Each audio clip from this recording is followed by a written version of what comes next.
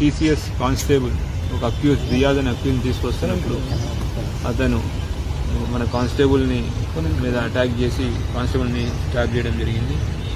Constable అక్కడ injuries పడిపోతే ఇమీడియట్గా ఎస్ఐ గారు అదే టైంలో అక్కడ ఎస్ఐ గారు అక్కడ షిఫ్ట్ చేయడం జరిగింది.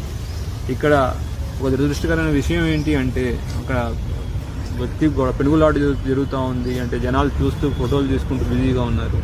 హాస్పిటల్ షిఫ్ట్ చేయాలి అని ఆటో అడిగితే ఆటో వాళ్ళు కూడా కుదరదు అని వెళ్ళిపోతున్నారు.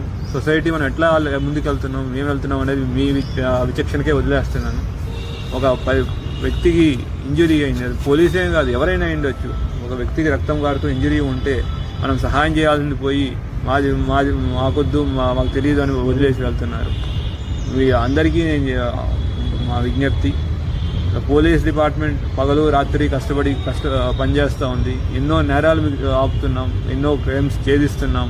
ఈ ఒక క్రైమ్ ఛేదించే విషయంలోనే ఒక కానిస్టేబుల్ ఇప్పుడు తన ప్రాణాన్ని పోగొట్టుకున్నారు. ఇప్పుడు ఆ కానిస్టేబుల్ లేని లోటుని ఆ ఫ్యామిలీ మెంబర్స్ అయితే ఎవరు తిరిగి అందిలేరు. కనీసం అటువంటి సిచ్యువేషన్స్ ఉన్నప్పుడు లోకల్ ఎవరైనా పక్కన చుట్టుపక్కల ఉన్న వాళ్ళు కూడా అతను పారిపోయాడు, అక్యూజ్ ముందు నుంచి పారిపోయాడు, ఎవరు హెల్ప్ చేయడానికి కూడా ఎవరు అట్లీస్ట్ అరవడానికి కూడా రాలేదు. కనీసం షిఫ్ట్ చేయడానికి రండి హెల్ప్ చేయడం అని మా ఎస్ఐ గారు అడిగినా రిక్వెస్ట్ చేసిన ఆటోలు కూడా ఆగలేదంటే